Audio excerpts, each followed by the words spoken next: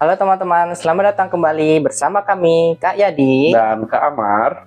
Nah, di sini kita akan melanjutkan video sebelumnya, yaitu video minggu lalu yang membahas tentang komponen output.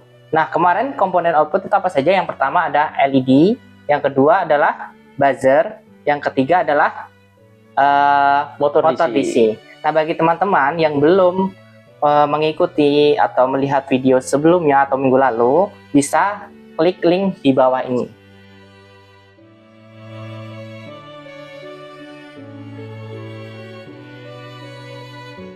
Oke teman-teman, kali ini kita akan langsung mempelajari komponen input. Nah, komponen input itu apa saja sih Kak Amar? Komponen input itu ada, yang pertama ada saklar, yang kedua ada push button, yang ketiga ada potentiometer. Oke. Nah, kita kan sudah menyebutkan nih komponen input. Untuk bentukannya seperti apa sih Kak? Boleh kita langsung ke Tinkercad. Nah, untuk komponen input yang pertama adalah push button. Kita cari push button, kemudian tarik. Kemudian komponen input yang kedua adalah saklar. Nah, untuk di Tinkercad ini, saklar itu bisa dikatakan dengan switch.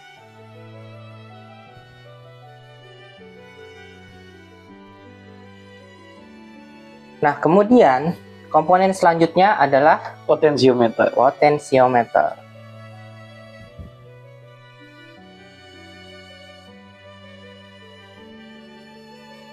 Nah, berikut adalah komponen input. Yang pertama adalah push button, yang kedua adalah saklar, yang ketiga adalah potentiometer. Nah, sebelumnya kalian kan sudah belajar yang namanya komponen output, yaitu LED, buzzer dan motor DC. Nah, sekarang kita akan menggabungkan dua komponen tersebut, input dengan output.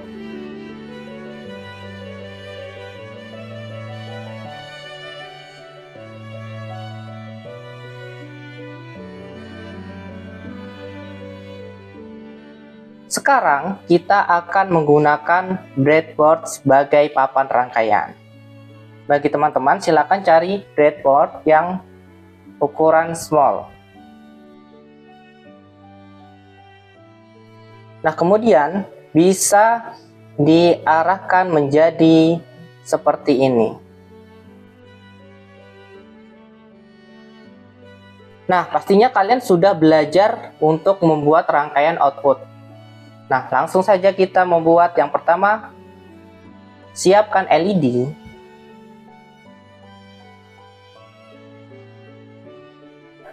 Nah, jangan lupa diarahkan sisi negatifnya, kemudian sisi positifnya di bagian huruf A maupun B. Itu terserah kalian. Misal kamu di C maupun di D itu boleh. Nah, kemudian kita siapkan resistor.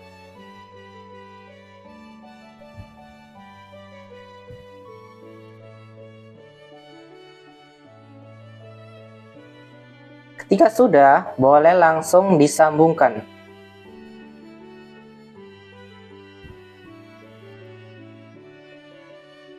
Nah, kita boleh langsung menggunakan push button. Kita arahkan di tengah. Nah, selanjutnya komponen apa yang diperlukan Kak untuk sebagai sumber dayanya? Oke, kita membutuhkan baterai ukuran 9 volt. Oke. Baterai 9 volt.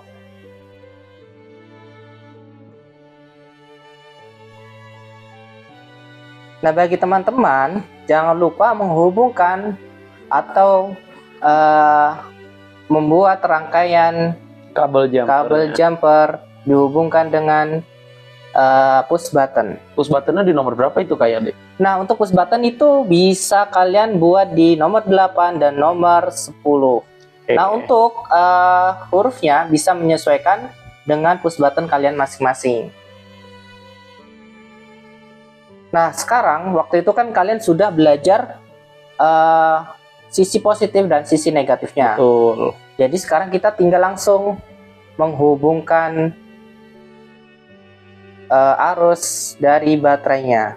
Untuk sisi positif kalian taruh di bagian samping kaki push button. Sedangkan untuk sisi negatifnya ditaruh di bagian sisi negatif yang satu jalur dengan kaki LED. Oke, kira-kira kalau kayak gitu udah bisa nyala belum lampunya Nah. kayak di? Ayo mari kita coba untuk mengetes nih, bisa atau tidak. Nah, untuk kita mengetes boleh klik push buttonnya. Oke, jadi push button itu isyarat nyalanya ketika kita tekan push tombol yang menyala, ketika kita lepas lampunya mati. Iya, benar sekali. Oh, berarti tidak permanen dia kayak dia. Iya, tidak. Nah, Kak Amar nih, untuk push button itu kalau misalkan di kehidupan kita tuh apa di mana saja sih, Kak? Oke, dengan prinsip sekali tekan biasanya ada di bel. Oh iya, benar. Kalau klakson mobil tuh masuk push button juga tidak? Iya, Kayak tentunya. Kenapa? Oke. Karena ketika dia ditekan, dia akan mengeluarkan bunyi. ya, seperti itu. Oke, paham. Nah, sekarang coba kita gabungkan push button dengan buzzer. Seperti yang tadi dikatakan Kak Amar, ketika dia ditekan, dia akan mengeluarkan suara. Bu, bagi teman-teman silakan cari buzzer atau piezo. Oke, bagi teman-teman silakan hubungkan piezo kalian ke rangkaian. Untuk sisi bagian negatif kalian hubungkan ke bagian minus, sedangkan untuk bagian sisi positif kalian bisa hubungkan ke bagian samping resistor. Nah, kemudian kalian boleh langsung klik start simulation. Nah, jangan lupa kalian klik push button. Nah, ini seperti apa, Kak Amar? Oke, seperti skema lampu bel. Nah, baik, kita langsung ke bagian komponen output selanjutnya, yaitu motor DC. Boleh teman-teman cari motor DC. Nah, kemudian teman-teman bisa langsung tarik motor DC ke samping rangkaian teman-teman sekalian. Nah, kemudian jangan lupa hubungkan sisi negatif ke bagian negatif, kemudian sisi positif ke bagian A samping resistor. Nah, di sini kita bisa langsung menguji coba untuk motor DC-nya.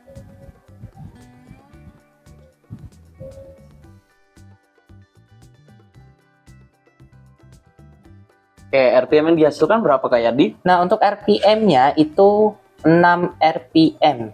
6 RPM. Oke. Bagaimana kalau kita coba tanpa resistor kayak di? Oke. Sekarang kita hapus resistor. Nah, kita sambungkan motor DC ke kabel jumper yang menghubungkan ke push button. Nah, sekarang bisa diuji coba lagi. Nah, Oke, RPM-nya berapa kayak di? untuk RPM-nya itu 286 RPM. Oke, perbedaannya sangat jauh kayak dia. Iya, jadi bagi teman-teman kalau misalkan ingin menggunakan kecepatan yang lebih tinggi itu tanpa resistor. Sedangkan Oke. kalau misalkan ingin pergerakannya lebih lambat itu menggunakan resistor. Nah, untuk motor di sini juga bisa dibalik. Kalau misalkan dibalik itu apa yang akan terjadi? Bisa kita coba dulu nih. Misalkan sisi negatif kita taruh di bagian sisi positif, sedangkan sisi positif kita taruh di bagian sisi negatif.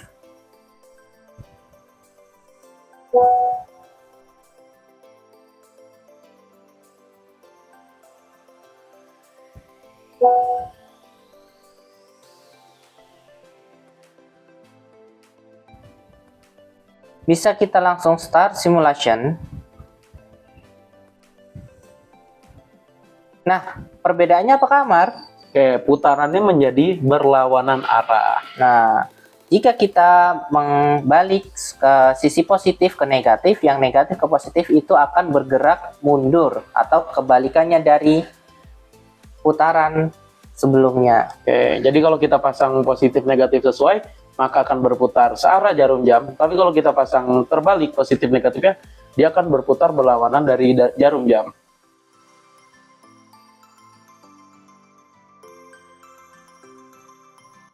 Nah, sekarang kita masuk ke komponen input selanjutnya nih, Kak Amar. Oke, sekarang kita akan gunakan komponen input yaitu saklar yang kedua. Nah, untuk komponen selanjutnya, kita bisa hubungkan common itu ke bagian arah baterai positif. Kemudian, untuk bagian terminal 1 itu bisa langsung dihubungkan ke bagian motor DC. Nah, sekarang bisa kita langsung start simulation.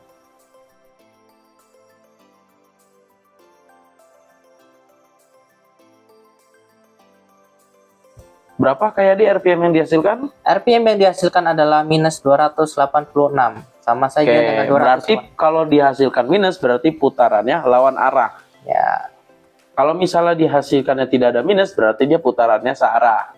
kita coba dulu untuk membenarkan sisi positif ke bagian positif, sisi negatif ke bagian negatif. Nah, kita langsung bisa start simulation. Kita nyalakan saklar. Nah, di situ sudah ada keterangan 286 RPM. Oke, berarti negatifnya udah hilang ya kayak dia. Ya, benar. Nah, kita kalau misalkan saklar itu berhubungan dengan apa sih, Kak? Di kehidupan kita? Saklar itu biasanya tombol untuk menyalakan lampu. Nah, sekarang kita bisa uji coba menggunakan LED. Oke, sekarang kita ganti motor DC-nya. Sekarang kita ganti motor DC menggunakan LED. Oke, kalau kalau LED tuh harus pakai resistor berarti kayak dia. Iya, berarti kita menambahkan resistor juga. Oke, Nah, sekarang boleh cari resistor terlebih dahulu. Boleh resistor, boleh LED. Resistor. ukurannya kayak di. Oh iya, untuk ukurannya jangan lupa disesuaikan dengan kebutuhan LED.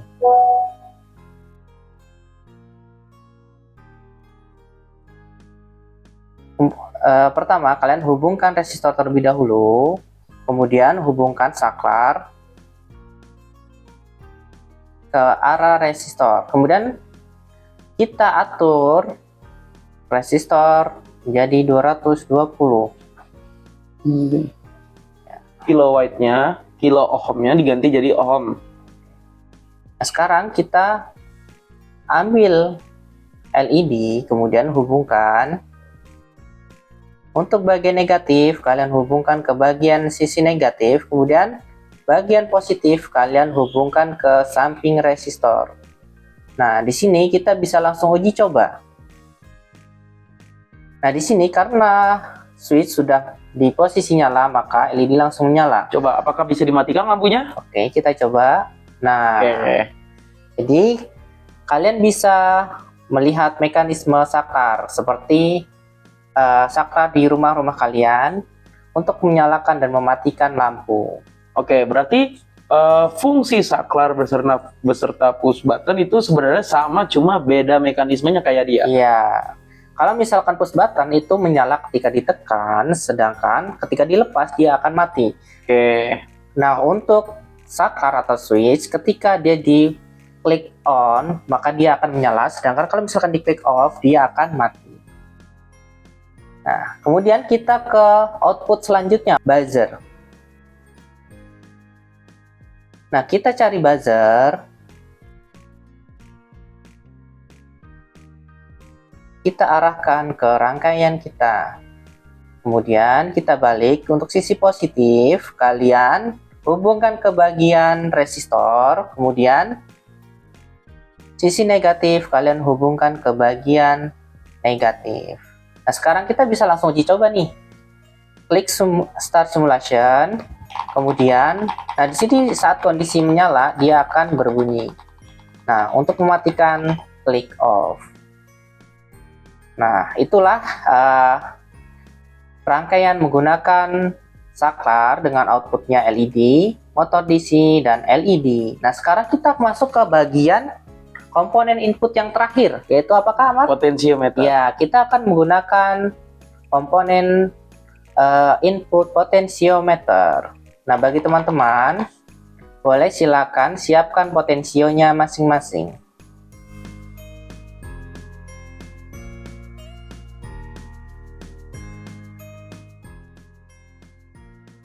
Nah, di sini potensio memiliki 3 kaki.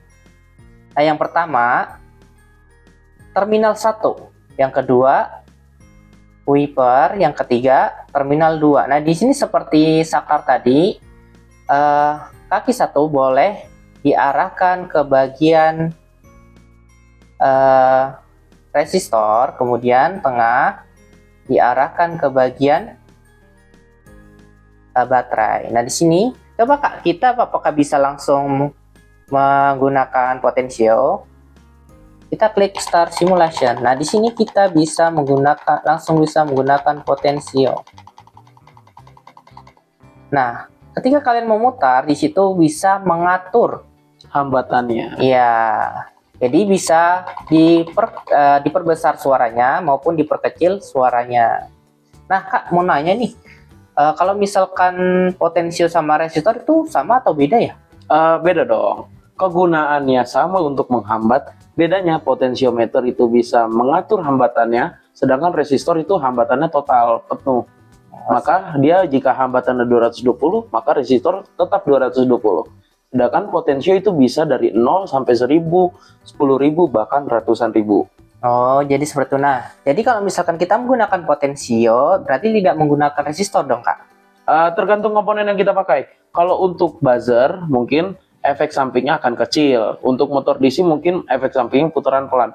Tapi kalau untuk LED, jika tidak pakai resistor, kita langsung menggunakan potensio, pas kita hambatannya kita putar ke kecil, maka yang terjadi LED akan pecah. Nah, Kak, menurut Kakak nih perlu uji coba nggak nih untuk Perlu LED? dong, Oke. perlu dong. Kita uji coba dulu untuk LED. Oke, sekarang kita lanjut ke bagian komponen output selanjutnya, yaitu LED menggunakan potensiometer.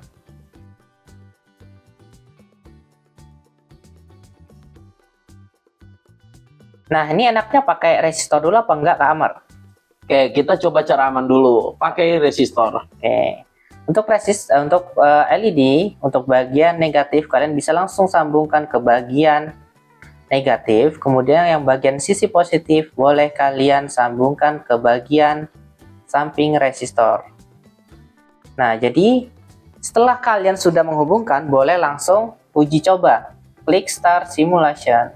Nah, di sini kita menggunakan resistor.